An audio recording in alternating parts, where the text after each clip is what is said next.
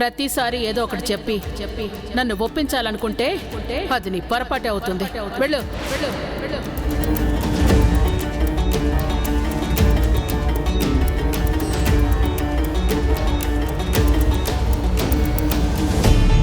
పెద్దమ్మా, నాకు ఊహ తెలిసినప్పటి నుంచి మిమ్మల్ని చూస్తున్నాను. మీరందరితో ప్రేమగా అభిమానంగా ఉండేవారు. శత్రువైనా సరే ఇంటికొస్తే కడుపు నిండా భోజనం పెట్టి పంపించాలనేవారు.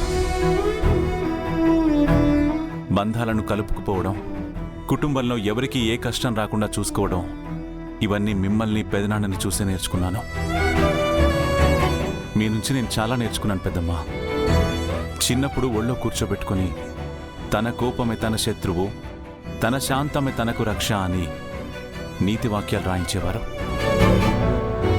నా కాలేజీ టైంలో ఆవేశంలో నేను ఎవరితో అయినా గొడవపడిన సందర్భాల్లో మీరు ఆవేశం అనర్థాలకు దారితీస్తుందని నన్ను కంట్రోల్ చేసేవారు. అలాంటిది ఇప్పుడు మీరు కోపం, ద్వేషం మనసులో పెట్టుకుని ఆవేశంతో అందరికీ దూరం అయిపోతున్నారు. మీరెప్పుడూ కుటుంబ గౌరవం గురించే ఆలోచిస్తారు కదా. అలాంటిది ఈ ఇంటి ఆడపడుచుని అల్లుణ్ణి గుమ్మంలోనే ఎదురు చూసేలా చేయడం మనకు గౌరవం అనిపించుకోదేమో.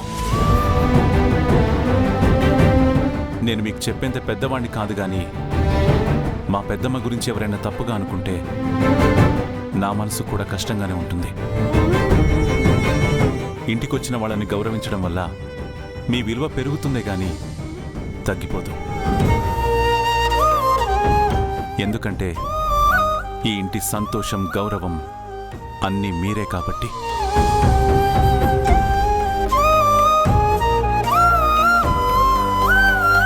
ఆడపిల్ల మనసుని బాధ పెడితే అది ఇంటికి మంచిది కాదు అంటారు.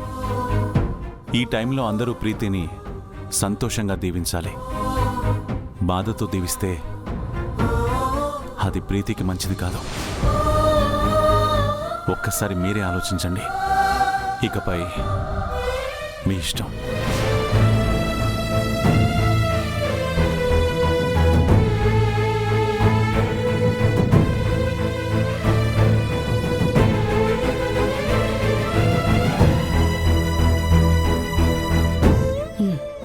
సరే, పద.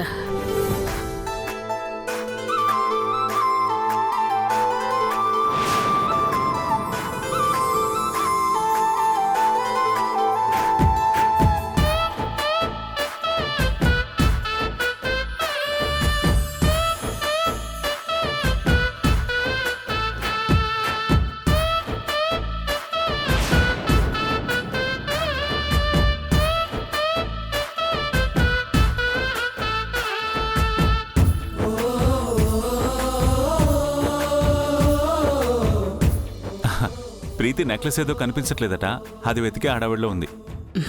మీరంతా కలిసి ఇన్వైట్ చేస్తారనుకున్నాను.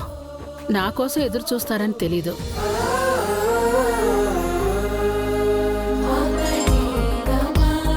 అయినా ఇలా గుమ్మం దగ్గర నిలబడి మాట్లాడతారా?